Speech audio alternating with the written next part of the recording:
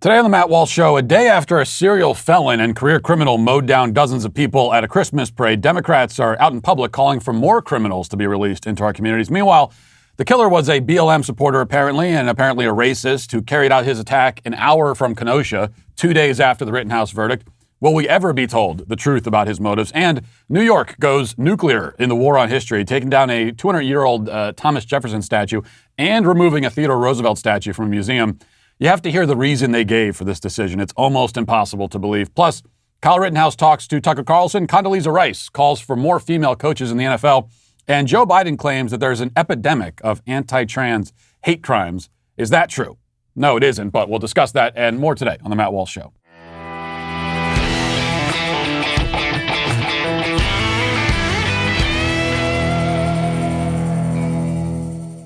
Well, Black Friday is coming up, and it's one of the biggest shopping days of the year, obviously, but that also means it's one of the biggest opportunities for scammers. Some of the most common scams include buying a gift online that never arrives, sellers demanding payments with gift cards, fake shopping websites, and fake delivery notifications. These are all things that you potentially encounter when you're online on Black Friday. So it's important to understand how cybercrime and identity theft are affecting our lives. Every day we put our information at risk on the internet. In an instant, a cybercriminal could steal what's yours, sometimes even harm your finances, your credit, your reputation. All of that is on the line potentially. That's why it's so good that there's LifeLock. LifeLock helps detect a wide range of identity threats, things that you might not even think about or you would never think to check or wouldn't be able to check, like your social security number being for sale on the dark web. If they detect your information has potentially been compromised, they'll send you an alert. If, God forbid, something does happen, they have identity theft or identity restoration specialists on staff that can help you there as well. So, look, nobody can prevent all identity theft or monitor all transactions at all businesses, but you can help protect what's yours with LifeLock by Norton. Join now and save up to 25% off your first year by going to LifeLock.com/Walsh. That's LifeLock.com/Walsh for 25% off. Say what you want about the Democrats, and there's plenty you can say, almost all of it bad, but at least they always stay on message. And I mean always. And that didn't change yesterday after the massacre in Waukesha, where a serial felon, career criminal, previously convicted of crimes ranging from bail jumping to child rape, domestic abuse, and so on, currently out on what the DA now admits was inappropriately low bail, plowed his car intentionally into a Christmas parade and murdered 5 people, seriously injuring many more, including children. And yet, in spite of this event, or maybe because of it, Representative Alexandria Ocasio-Cortez thought that yesterday, of all days, would be the best and most appropriate time to send a letter to 5 district attorneys in New York criticizing, quote, excessive bail. She tweeted yesterday, quote, "Today we sent a letter with Representative Maloney and Representative Raskin to New York City's 5 district attorneys requesting information on excessive bail in the New York City court system. When prosecutors seek excessive cash bail, it results in increased rates of incarceration, particularly for low-income defendants. More than 75% of individuals in custody haven't been convicted of a crime and are confined in unsafe conditions simply because they cannot afford cash bail. Condemning thousands of individuals to languish in such environments as they await trial is unacceptable." Well, what's better, Ms. Cortez, that they languish in jail or that they plow through a Christmas parade and run over a bunch of small children? Which outcome is more acceptable to you on balance? Don't answer that. What's more important, to protect the physical safety of innocent civilians or to cater to the emotional needs of violent criminals? We'll get back to that question in a moment. But first, here's something from AOC's fellow squad goblin, Rashida Tlaib. She did an interview on Axios this week where she talked about her plan to release all of the inmates from federal prison. All of them. Not a joke. That's a thing she actually wants to do. Let's listen to that. In 2020, you endorsed the Breathe Act, which is a series of proposals to transform America's criminal justice system and create, quote, a roadmap for prison abolition. The Breathe Act proposes emptying federal detention facilities within 10 years. To what extent have you wrestled with any potential downsides of releasing into society every single person who's currently in a federal prison? Yeah, I think that everyone's like, oh my God, we're going to just release everybody. That's not what I'm saying. But did you see how many people are mentally ill that are in prison right now? No, I know, but the act that you endorsed actually says release everyone in 10 years. But in 10 years, but think about it, who are releasing? But there are like human traffickers. Oh, I know. Child sex. So, but you're saying, do you mean that you don't actually support that? Because you endorsed the bill. No, I endorse the Breathe Act and looking at the policies and how we incarcerate. Absolutely. But it says in there. But you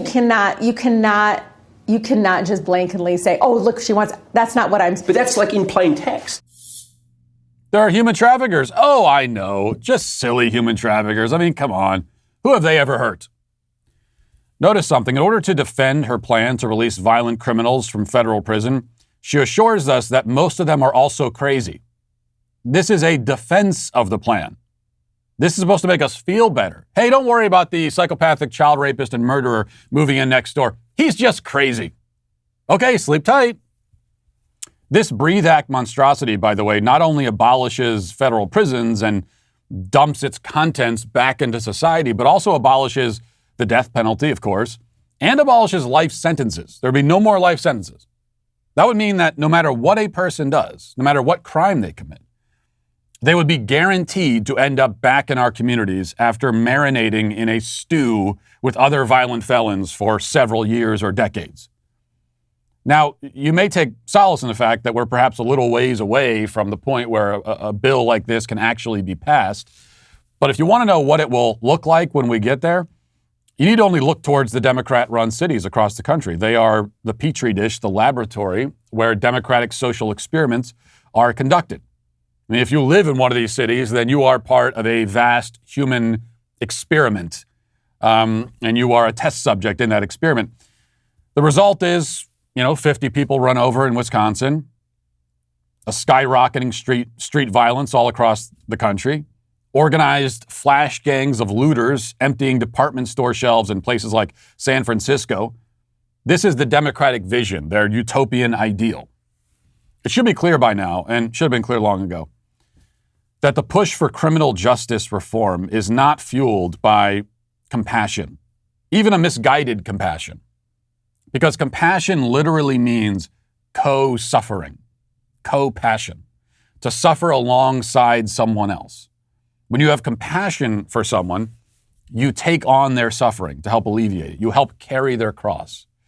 But the people who send violent criminals into our neighborhoods, they have quite clearly no concern for human suffering at all. Their goals are ideological and political, and for them, the political outweighs everything. All other concerns are outweighed by the political. And they're willing to let countless people suffer and die, countless innocents fall prey to violence in order to achieve their political and ideological ends. It is, in every way, the opposite of compassion.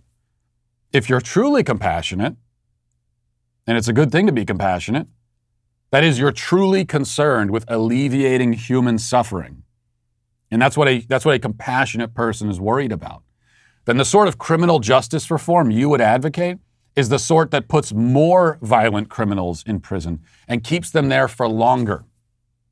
That's the reform we need, as is painfully obvious by now. That's what Republicans should be advocating for.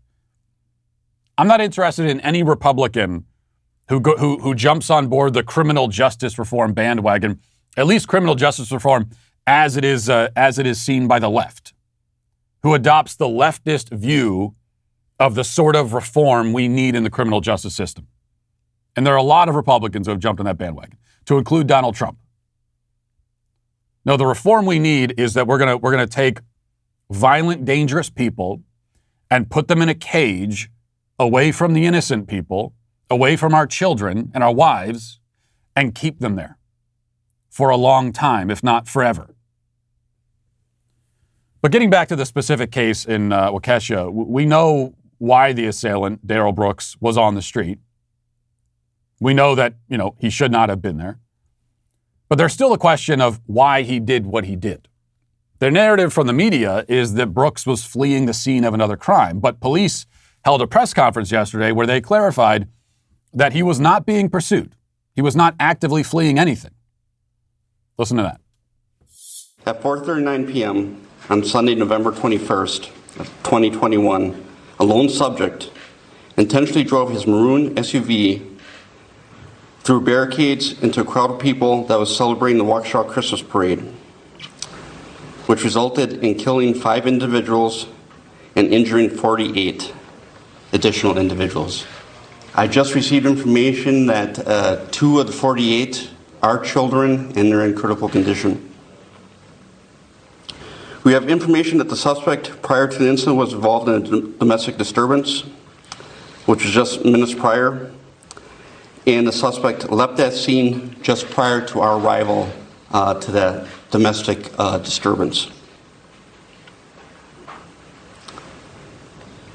When the suspect was driving through into the crowd, one officer did discharge his firearm and fired shots at the suspect to stop the threat, but due to the amount of people, had to stop and did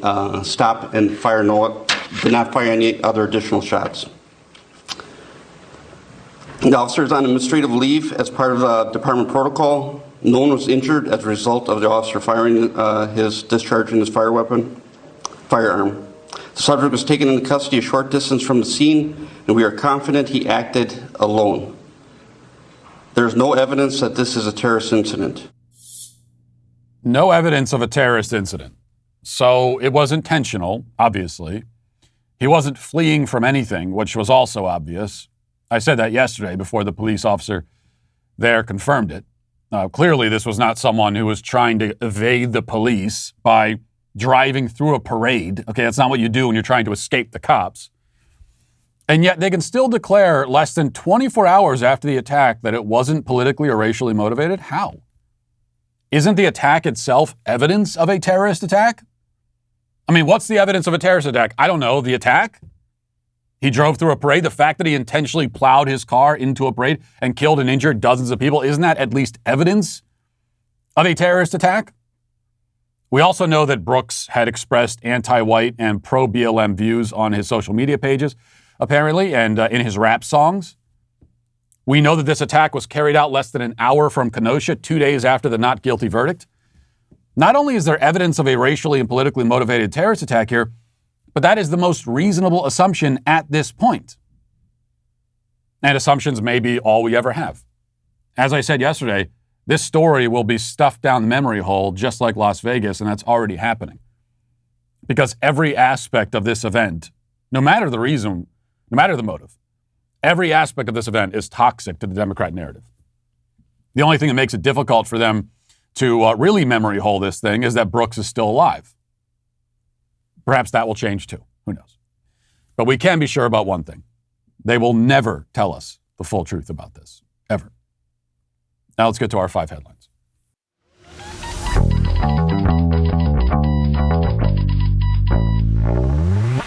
If you don't already have one, now is the time to get a reliable VPN like ExpressVPN. That's the top one. That's the one to go with. Using the internet without ExpressVPN, it's like having a first aid kit but not keeping it stocked up. I mean, most of the time you'll probably be fine, but what if you suddenly get in trouble and you need it? Then you're going to wish you had it. By then, it's too late, right? So get ExpressVPN now. Every time you connect to an unencrypted network, cafes, hotels, airports, any hacker on the same network can gain access to your personal data, passwords, financial details, etc. Doesn't take much technical knowledge to hack someone. Just some cheap hardware is needed, and like a smart 12-year-old could do it.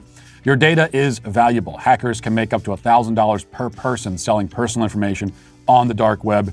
Why use ExpressVPN? Well, because you get an encrypted tunnel. It creates a secure encrypted tunnel between your device and the internet. Hackers are not able to steal your sensitive data.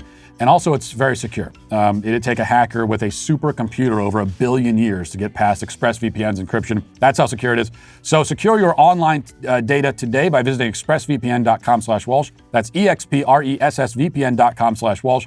And you can get an extra 3 months for free. expressvpn.com/Walsh. All right, I'm still, I think I've shared with you before, and it's hard for me to be vulnerable, but I hope you appreciate that at times I can be vulnerable and I can reveal things about myself that are difficult to reveal. So for example, look, I don't like spiders. I don't, okay? I fear nothing in life except spiders. That's the only thing. And, maybe 10 or 15 other things, but mainly spiders. To me, they look like, it's hard for me to even come to terms with the fact that a loving God would create spiders. To me, they look like beasts that escaped from hell at some point during creation. I'm not proposing that. It's not an actual theological theory on my part, but that's how they seem to me. Anyway, so we have an infestation in our basement of wolf spiders. And so 2 nights ago, we went down there into like the basement, into like the creepiest part of the basement where the spiders always are. And we had my wife and I were putting some traps down to catch the spiders. And then my wife thought it'd be really funny while I was laying a trap down to run out of the basement and turn the light off and then shut the door so that I was in pitch black surrounded by the wolf spiders. That is not funny at all. And here's the thing. And I maintained my composure, and it was okay. She thought it was hilarious. This is the double standard that we understand as men. Because here's what I know. I could never do that. If I had ever done anything like that as a man, it would not be funny. We'd be in marriage counseling for it. So, but you understand that. That's one of those. When you're married, you come to accept certain basic double standards. You just have to, and I think this is probably one of them. All right, so I want to start with this. Just a quick update. We've chronicled the fight over my event at SLU, St. Louis University, which was supposed to be on December 1st, and they had the petition. They were trying to stop me from coming. And the administration, they were pulling all these little dirty tricks behind the scene to try to, all these things because they didn't want me to come. And I did receive word yesterday that the event will go forward as planned. So if you live anywhere near St. Louis and you want to come on December 1st and see the event, you can. They had their petition, I had mine. We got up to about 20,000. I've shut the petition down now. We got to almost 20,000 signatures. And I've declared victory because the event will happen. Here's what it comes down to.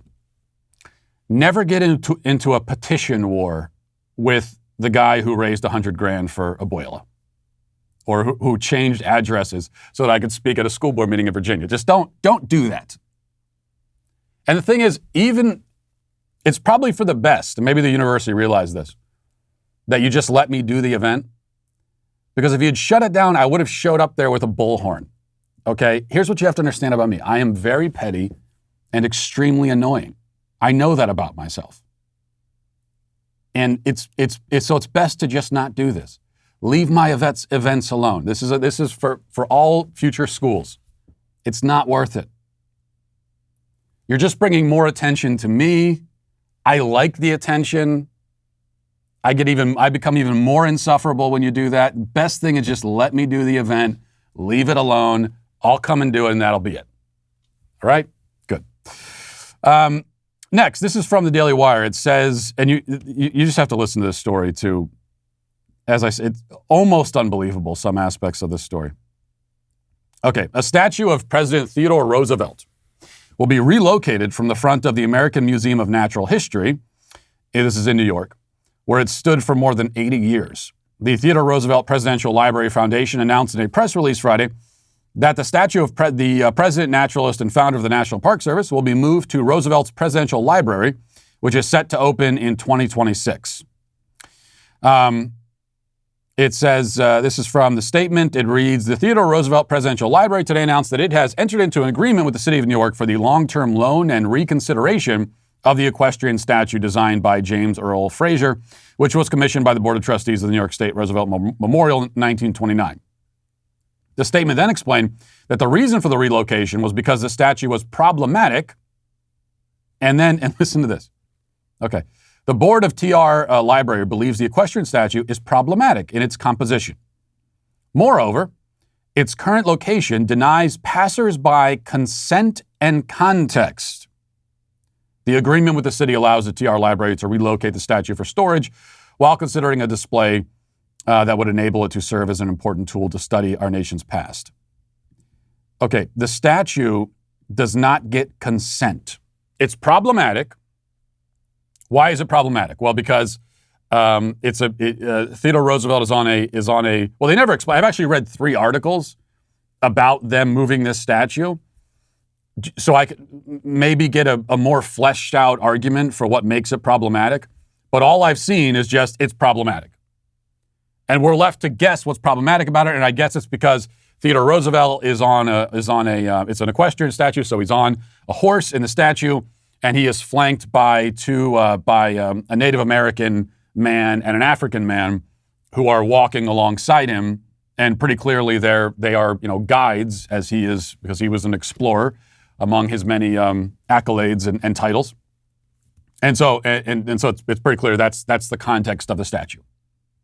Why is that problematic? I mean, it's a historical depiction of a thing that really happened.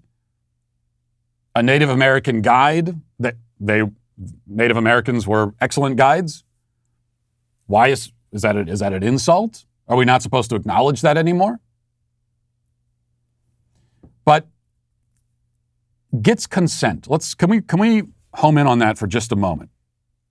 The statue does not get consent. The statue has violated the consent of the people passing by it. How exactly would a statue go about obtaining consent? So here's what we're being told now in New York. You can have your consent violated by an inanimate object. This is what, like a form of, is this like a form of sexual assault that the statue is guilty of? Because the statue didn't get consent. The statue did not get consent from you before it decided to exist. If you come across an object that you don't want to see, then your consent is violated. My God. The phrase beyond parody doesn't even begin to cover this. I mean, we could say this is like something out of the Babylon Bee, but it's worse than that. I mean, a year ago, if the Babylon Bee had put out a headline about how a statue was being taken down because it violated consent, I probably wouldn't have laughed at it because I would have said, well, that's a little bit too, that's not very realistic. In order to be successful satire or parody, there has to be some realism to it, right? That's what makes it funny. I probably would have said, well, that's a little too far out of left field. Truly stranger than fiction, we can say. And I'm still wondering, how does a statue get consent? And which statues need to obtain consent? And why just statues? I mean, why not all objects? There are a great many objects that I'm forced to see that I find quite hideous and upsetting.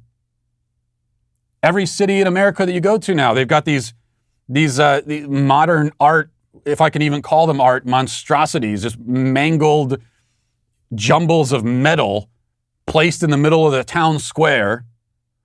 And I got to walk by that and I'm extremely annoyed. I find it even nauseating in some way and slightly disturbing. I never get consent. No one consulted me. The statue didn't consult me. So maybe we need to post like signs every 5 feet for 10 miles leading up to the statue, warning that the statue is coming. And then more signs like every 5 feet for the next 10 miles after you pass by the statue, with information for like counselors in case you were traumatized by what you just saw. Is that what we need? My God in heaven. And also, this is in a museum, right? So remember what we've been told is that no, this is not a war on history. We're taking down all these monuments and statues, and we're moving them to museums. Well, now the museums are getting rid of them too. And now it's being sent to the Theodore Roosevelt Library, which, by the way, is not built yet and will be in North Dakota, where like 5 people and a moose will see it. And the Theodore Roosevelt Library has said they're probably going to change the statue. They're going to make some alterations, potentially, to the statue before they put it on display for nobody to see in North Dakota. Oh, but it's not a war on history, right? There's no slippery slope here. Meanwhile, this is also in New York. Same day.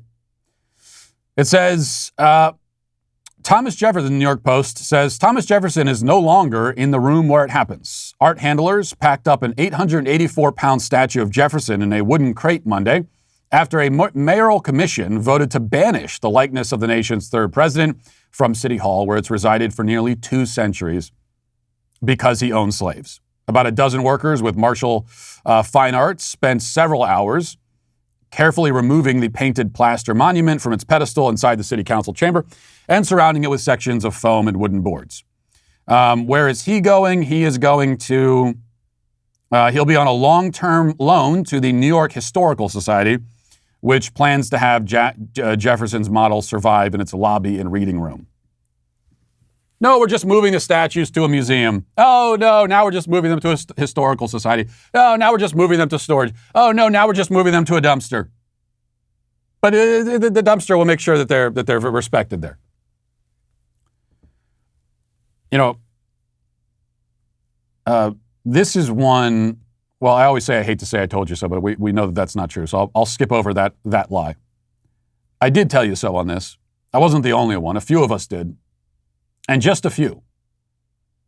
I mean, I've been warning about this. You can go fact check me on Google if you want. 4, 5, 6 years I've been writing about this, about how we were going to get to this point.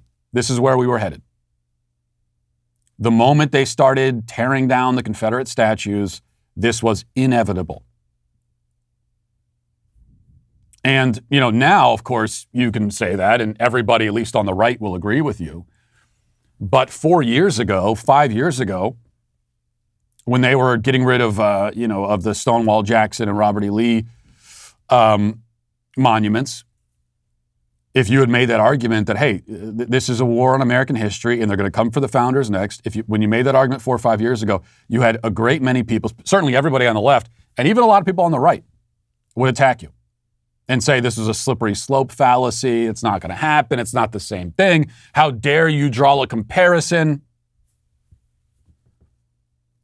Well, not to relive ancient history now, but maybe it might be worthwhile to explain. Like, how did I know 5 years ago that it would get to this point? It's not because I have a crystal ball, and it wasn't a lucky guess either. So there's two things. One is precedent. Okay, so all I had to do was listen to what the people who were advocating tearing down the Confederate monuments, what reasons were they giving? And the reasons were, these are the two reasons. They were traitors and they supported slavery. Now, there might be other reasons that you could potentially come up with to get rid of some of these statues, but those were not the reasons that the people doing it were providing. For them, it was they were traitors and they supported slavery. Well, it should be really obvious that, oh, well, hold on a second. Traitors to their government, and supported slavery. Well, the Founding Fathers, same thing. Not exactly the same situation, different situation. The Revolutionary War is not the same as the Civil War, but they owned slaves, so they supported slavery, and they were traitors to the crown. If they had been the losers in the Revolutionary War, they would have been hung as traitors and remembered that way by history. And that's the precedent. Now, you can get into the nuances and draw distinctions, and there's plenty of nuanced distinctions you can make to differentiate Thomas Jefferson from Robert E. Lee. But those two basic things apply to both. And so it wasn't hard to connect the dots and say, well, if this is the reason they're giving, then here we go. And really, we could put the traitor thing aside because that was really, a secondary complaint about the people from the people tearing down the Confederate statues. Really, it was all about slavery, right? And well, if that's it, then everybody's coming down. And if it's not just slavery, but racism in general, then almost everyone in history who was born prior to, about 40 years ago or 30 years ago, none of them passed that litmus test. Because they're all racist by our standards today. And if they lived in the 19th century or prior to that, very good chance they supported slavery. If they lived in the 16th century or prior to that, almost certainly they supported slavery. So that's how we knew. And also the second thing is that the people who were carrying out this campaign to tear down the Confederate statues, and now the founders and everybody else, and Theodore Roosevelt and Abraham Lincoln monuments have also come under attack, and his name's been, they're considering taking his name off of various buildings and school buildings and everything. The other thing is that we could look at this mob and see that these are not just people who are passionate about Civil War history. Okay, these are people who have a beef against America itself, against American history. Which is why I always said from the very beginning when it came to the Confederate statues, even if you could see an argument for getting rid of some of these Confederate statues, you still should not be joining hands with this mob. Your message should be, your response should be, hey, some of these statues, maybe there's an argument for taking them down, but not right now. And not like this. This is not how we make these kinds of decisions. It is never a good sign when mobs of people are going around the country tearing down century-old monuments. That never leads to anything good. All right, next. Kyle Rittenhouse's defense attorney was on Fox yesterday and had some thoughts about what Kyle should do now that he's free. And I'm not sure that I totally agree. Let's listen. Yeah, my advice would be to change his name and start his life over. He's very recognizable right now.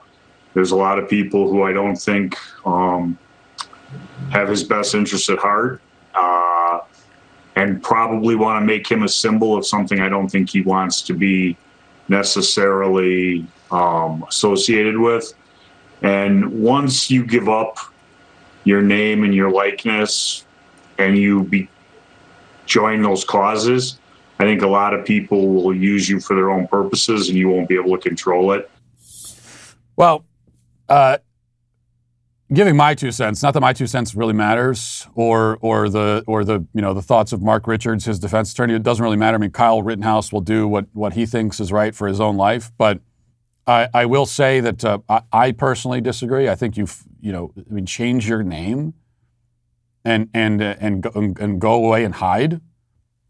He didn't do anything wrong. That's what a guilty person does. That's what someone who's done something shameful. That's what you do. That's like if you're a sex offender and once you're off the registry, which you really never should be off of, but once you're off of the registry, maybe you try to change your name or something or go away in shame. That's not Kyle Rittenhouse. He hasn't done anything wrong. He's been wronged. And so my advice would be very much from the approach from the other end here, fight for your name. Fight to clear your name. Do what is right for you in your own life. But if it were me, that's what I would do. Change your name and slink away into obscurity. If that's what you think will bring you the most peace and joy in your life, then go ahead and do it. There's not anything morally wrong with that. I'm not saying that, but the people who have the fact that your name is now associated with murder and racism, that's not because of you. It's not anything you did wrong. And so I would fight for it. Another interesting tidbit, Kyle Rittenhouse was interviewed by Tucker Carlson, and big shocker here, he says that Lynn Wood is apparently a con artist. Who would have guessed? How long were you there? I was in jail for 87 days, and this follows in with Lynn Wood, Lynn Wood was raising money on my behalf, and he held me in jail for 87 days, disrespected my wishes, put me on media interviews, which I should never have done, which he said, oh, you're going to go talk to the Washington Post, which was not a good idea, along with John Pierce. They said I was safer in jail instead of at home with my family. And then after I'm bailed Your lawyer said that? My lawyer said that, John Pierce and Lynn Wood. 87 days is a long time to be in jail. It was very long. I lost a lot of weight in there. I since then gained it back. I know the feeling. Yeah. But 87 days of not being with my family for defending myself and being taken advantage to, being used for a cause by by John Pearson, Lynn Wood, trying to trying to raise money so they can take it for their own benefit, not trying to set me free. So you think they could have raised the money for bail faster, but they didn't? I believe sometime in September 5th, I want to say, they had over $1 million, and bail was set and able to be posted in September. So they could have had me sign the waiver for extradition and had me back in Wisconsin, and I could have been bailed out by mid-September. But they wanted to keep me in jail until November 20th. He's a really impressive kid, by the way. I watched the interview, and I was very impressed with him. Really composed and poised, which is tremendous given what he's been through. I mean, most people in general takes sitting on camera in that kind of environment, even talking to someone who's friendly to you. It's hard to come off well, but especially given everything he's been through, I was very impressed with that. As far as Lynn Wood goes, man, I got to say I was somewhat amazed at this time last year when I got on this show and on Twitter and I criticized Lynn Wood when he was pushing all that Kraken stuff with Sidney Powell and, they're going to release the Kraken and it's going to be the thing that breaks the case wide open and Trump will be reinstated as president. Biden will never be president. They were promising that. And as long as we give them money, like Lynn Wood and Sidney Powell, we give them personally, we give them money. And we'll never be told exactly what they're doing with the money or how that's going to help anything. But as long as we do that, then everything will be fine. And I said at the time that the guy, Lynn Wood, is a con artist and a sleazy snake oil salesman and just a slime ball. And really pretty obvious that he's all of those things. And lots of people watch the show, criticize me on Twitter, attack me really angrily. And this is one thing we've got to be better about on the right, I think. We can't fall for con artists like this. We just got to be smarter than that. There shouldn't be any Lynn Woods on the right. We shouldn't allow that. And it's embarrassing. It really is. Because you see these guys and you think, well, he's such an obvious grifter. How could anyone fall for it? But then you remember that con artists don't need to fool everybody, or even most people, or even most of the minority of people. They only need to fool some people and fool them hard, right? It's like the Nigerian prince scammers and all those really obvious email scams that you get. They don't need even 5% of the people who take the email, who get the email and take it seriously. They just need a relative handful, and those people they take for all they're worth. That's how cults work also, same principle. And you find that some people have something in them, a certain part of their brain. And sometimes it's hard to figure out because some of the people, going again back a year ago, some of the people that I talked to about Lynn Wood and were totally buying into it and saw him as like the savior of the republic. I remember talking to people and having them say that to my face, look me in the eyes and call him literally a savior. And these people were not stupid. They're smart people. Some of them smarter than me, which is not hard to do. So what is it exactly? And I think if I were to find the most generous interpretation, I think some people have a sort of overactive sense of loyalty. And these con artists know how to tap into that. Cult leaders know how to tap into that. They know how to exploit that overdeveloped loyalty instinct that some people have, even some smart people. Meanwhile, they themselves have no loyalty instinct at all. So they're loyal to no one. They have no honor, no integrity. They don't care about anybody but themselves. And they're exploiting those who are too easily loyal, too eager to be loyal. So I think that's part of what it is. Maybe I'm just jealous too, because as you know, I'm an aspiring cult leader with the Sweet Baby Gang. But one thing I know is that my Sweet Babies, they would never have for me, they would never let me get away with the kinds of things that Lynn Wood gets away with. I know that. When I step out of line, even the sweet babies will call me on it in a heartbeat. And I have to begrudgingly appreciate that. Okay, next we got Condoleezza Rice. She made an appearance on Monday Night Football with these broadcasts that now Eli Manning and Peyton Manning do. And she talked about the need to get more women involved in football. And you can only imagine how I might feel about that. But let's listen. Hey, Condi, women have made great strides in the NFL in the past years. There's 12 female coaches in the NFL. Just talk about what are the next steps for women in the NFL. You've been very outspoken over the years about the need for more movement for women in the NFL. Well, I'm really glad to see women in the front offices. That makes a big difference. And by the way, in the front office of the NFL as well. And then women on the field as officials.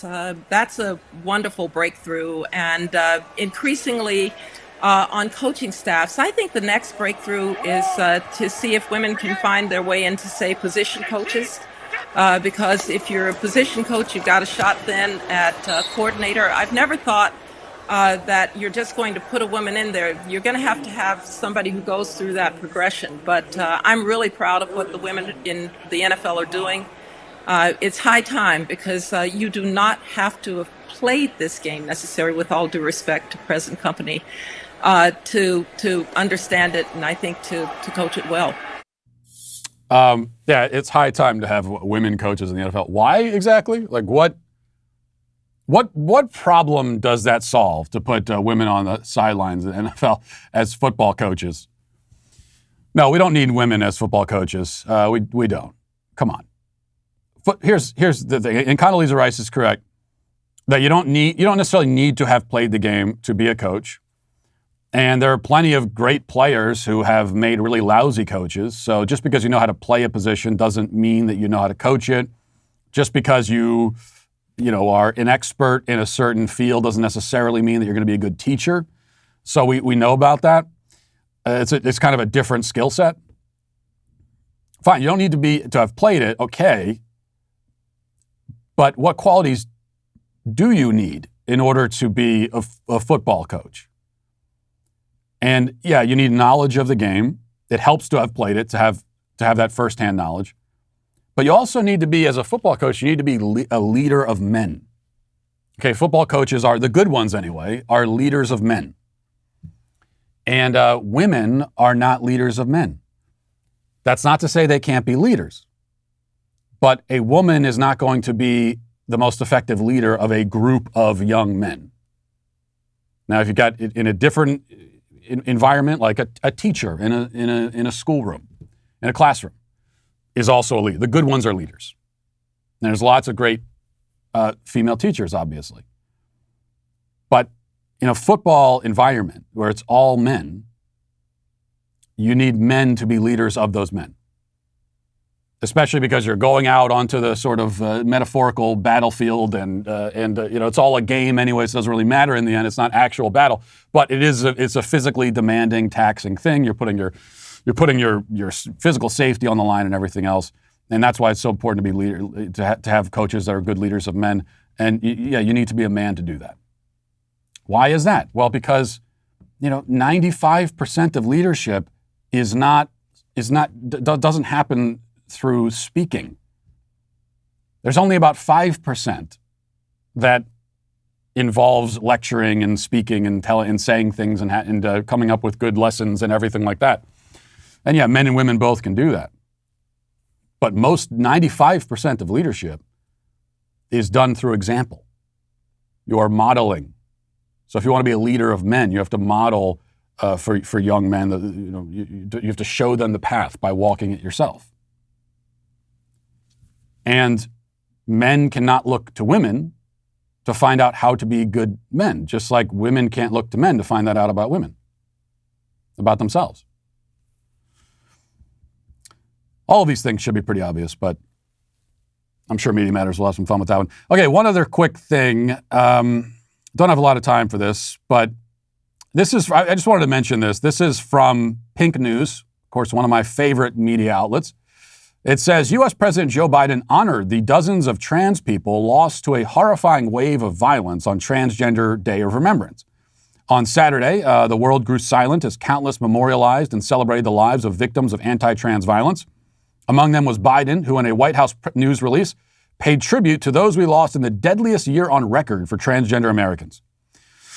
The White House later hosted a vigil in recognition of trans, non-binary, and gender non-conforming people lost to violence, with Second Gentleman Doug Emhoff leading the ceremony.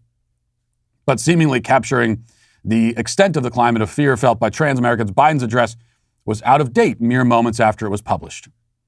It says, this is Biden, he said, quote, "This year, at least 46 transgender individuals in this country were killed in horrifying acts of violence." And then it goes on to say that actually the death toll now is 48. Okay. So it's the deadliest year on record for trans people.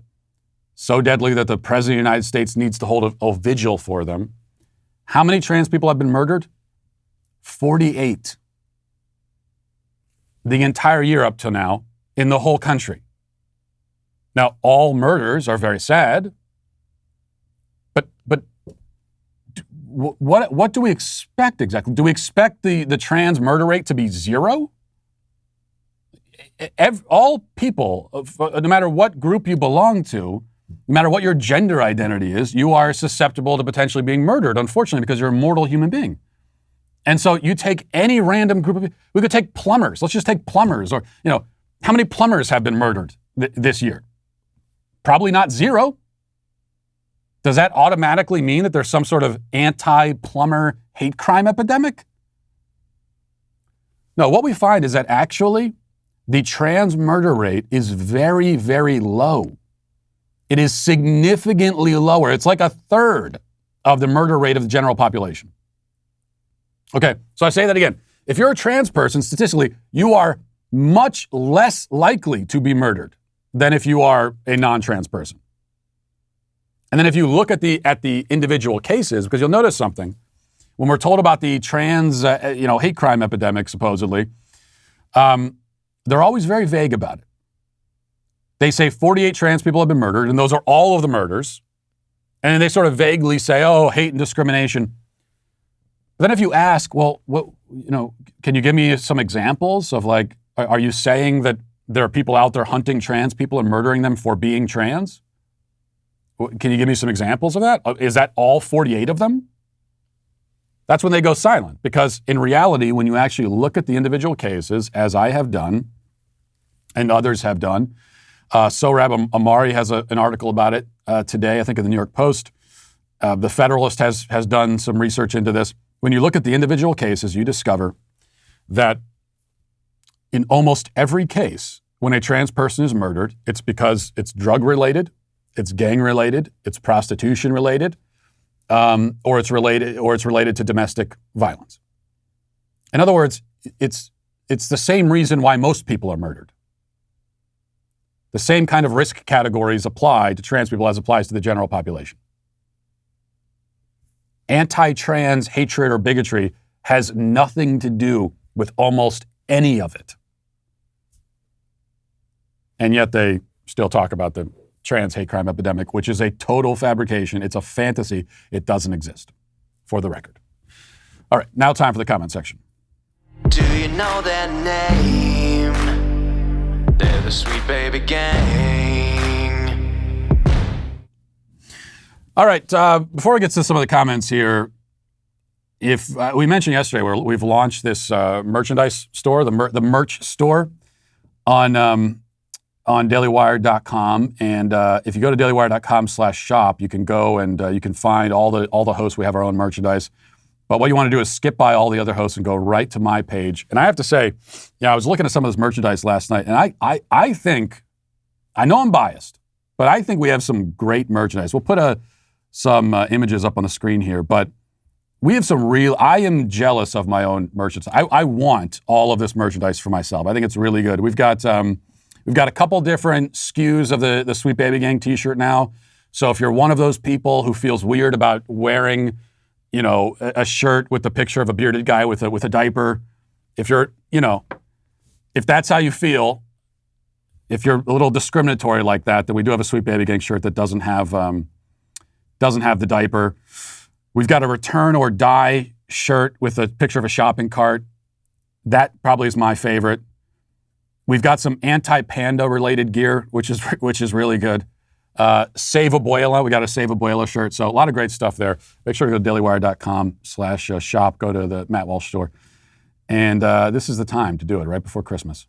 This is what, and I don't say this as a joke or ironically, this is what everyone in my family is going to be getting. All right. Assuming I can get the merchandise for free, which is I'm still not totally sure about. At least maybe I'll get a 5% discount or something. Okay, this is from Andrew, who says, Matt, I am getting relentless criticism from my incorrect peers for my belief that Arby's is much better than In-N-Out and Burger King. I know what your belief of Arby's is, so I'd like to ask, what is your message to all my friends who truly believe that Burger King and In-N-Out are superior to Arby's? These are people who've, they kind of standard, going with the flow, going with the crowd, allowing themselves to be influenced by peer pressure. In-N-Out is nothing impressive at all. Burger King, I've never been to a Burger King that was better than subpar. Like subpar is the best you can hope for when it comes to Burger King. And the thing is, you go to Burger King, and you can run into this with all the fast food places. But anytime you order a Whopper from Burger King, you try to pick it up, and the entire thing is scalding hot, including the bun. The mayonnaise is like magma or something, because they throw the entire thing, mayonnaise, bun, and lettuce and all, into the microwave before they hand it to you. They don't do that with Arby's. Or if they do, you don't notice it. So I'm in agreement with you. Mike says, totally agree with Matt on the socialization of public school versus homeschool. After my 13 years of public education, I spent at least the next 5 years unlearning all the immature, ridiculous behaviors that I picked up in public school. Yeah, that's exactly right. We've talked before about why is it that in fact, despite what you hear, this public school environment is not a great socialization environment. Well, the reason is that in many public schools anyway, like the one that I went to, you are in a classroom with 30 other kids and one teacher, and the adults are vastly outnumbered by the kids. And so you're picking up all of your social cues from other kids. That's how you're learning how to act in the world. All of your ideas about etiquette and everything and how to behave, you're picking that up from other kids because you're surrounded by other kids and you live every day in this peer culture, this kind of Lord of the Flies, ruthless peer culture.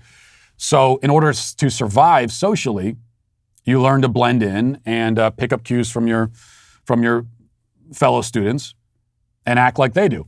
And meanwhile, they're picking up cues from you. So you're all just chasing each other's tail. You're going in a circle. In homeschooling, there is an adult and far fewer kids. And so the kids are looking to the adult. They're picking up their social cues from the adult, their parent. And I think that's how they end up being more mature people. And oftentimes when you hear about how homeschoolers are weird and all of that, what you're really picking up on is that they're mature. So a weird homeschooler, 17-year-old homeschooler, you think that 17-year-old is weird because he is acting like a young adult as he should. And you're so used to the 17-year-old hooligans who are emotionally and psychologically repressed and suppressed and confused. Now, what else we got here? Brian says, why is a Sweet Baby Gang t-shirt in XL always sold out? Do you recommend that I eat more and moved into a 2XL, or is this a lame attempt to get gang members to get in better shape so they can fit in a large? Well, we've got a lot of big babies in the Sweet Baby Gang, so stop body shaming them. Well, you might be doing some traveling this holiday. I'd recommend traveling by car if you can, so that you can avoid all the craziness in the airports. But if you're doing that, that means that you gotta, that's the gas expenses. That's when that really comes in. And that's why beforehand, get the Get Upside app. My listeners are making up to 25 cents for every gallon of gas every time they fill up. Just download the free Get Upside app in the App Store or Google Play right now. Use promo code Walsh. You get a bonus 25 cents on your first tank. That's up to 50 cents cash back on your first tank, 25 cents cash back from there on out.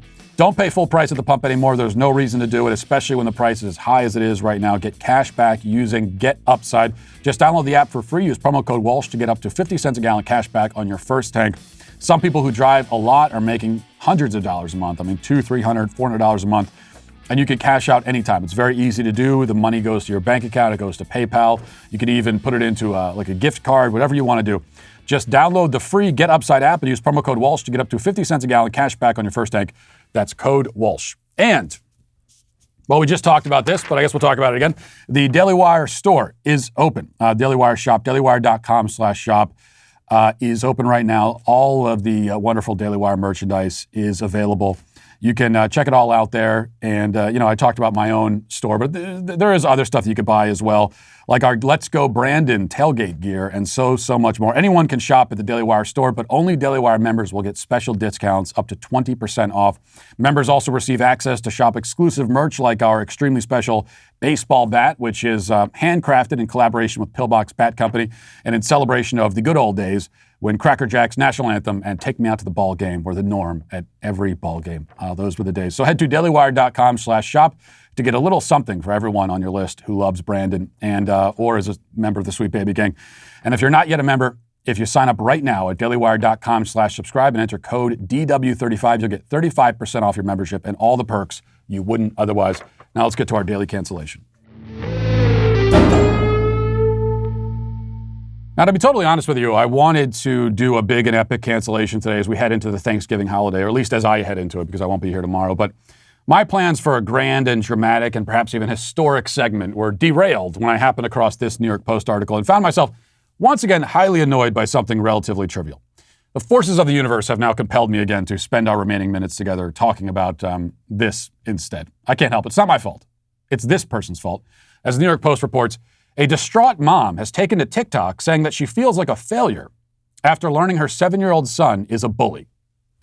Now, we'll pause there for a moment just to say that we are already on the wrong foot anytime distraught and taken to TikTok are in the same sentence. There are many understandable things a person might reasonably do when they're distraught. Even some understandable things they might unreasonably do. But making a TikTok video is not one of them. No sincere, stable person has ever felt truly distraught and said to themselves, oh no, I'm distraught. This is terrible. It's tragic. I'm devastated. Wait, where's my phone? This will make a great TikTok vid. No, sincere and stable people don't do that, which means that if you're doing that, you're either insincere or unstable, or both, probably both. Anyway, back to the article. It says, the mom named Beth posted an emotional video to the social media site last week detailing the moment that she learned her boy had attacked an overweight peer while on board a school bus. I feel like a failure, Beth wrote beneath the clip, which has been viewed more than 1.5 million times. My son came home telling me another parent threatened him for accidentally knocking his son's glasses off his face, she explained. I believed every word that came out of his mouth. Beth decided to speak with the school bus driver after her son told her the incident occurred on board the vehicle, and she was stunned by what she found out next. Quote, the driver explained to me how this child is heavyset, and he can't get off the bus quickly. He told me how my child was shoving this boy down the aisle because he wasn't fast enough. My child ripped the boy's glasses off his face and threw them to the back of the bus. It's not funny. It's not funny. Bullying is not funny. Beth said that she was left heartbroken after learning of the incident, and it really hit home as she herself had been bullied about her weight when she was a child. Okay, now in fairness to her son, you really should move faster when you're getting off the school bus. Nobody wants to be on that thing any longer than they need to be.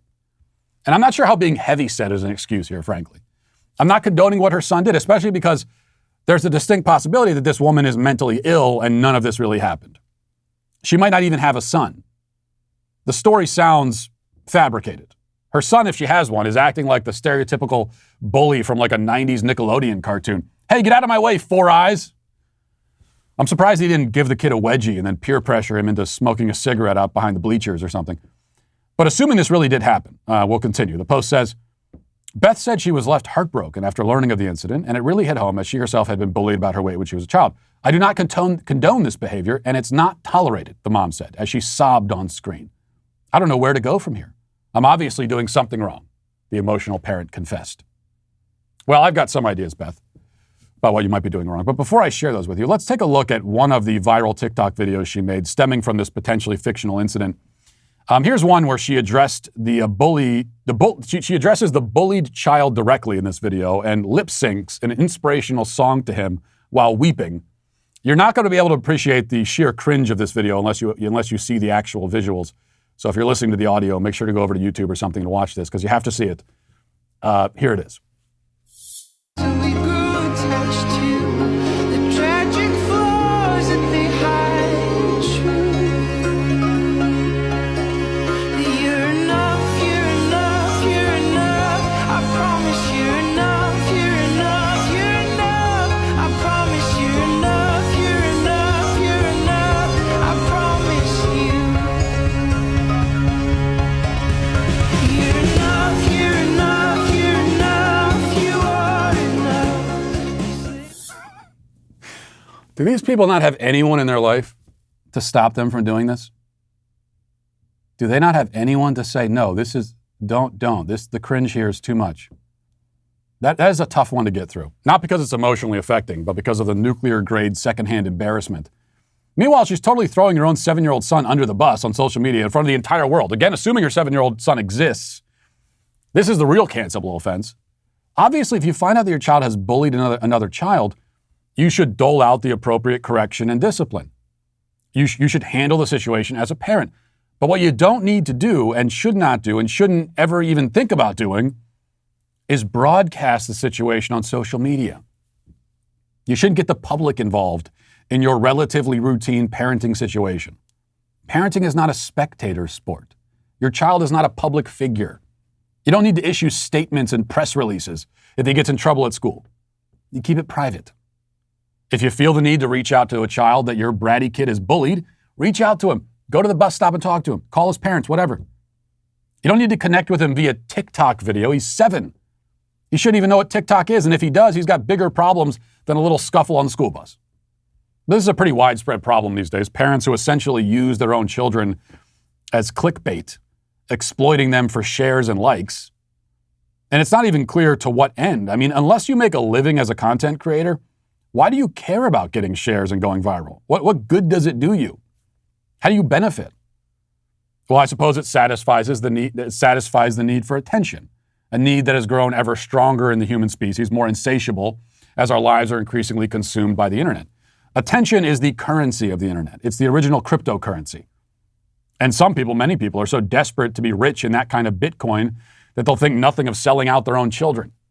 Anything for a small ration, a small taste of attention. Anything for approval and affirmation from faceless strangers who don't know you or care about you and won't remember your content 15 seconds from now. And that is why this woman, whatever her name is, because I've already forgotten, which proves my point, is canceled. That'll do it for us today and the week. Have a great Thanksgiving. And I will talk to you next week. Godspeed.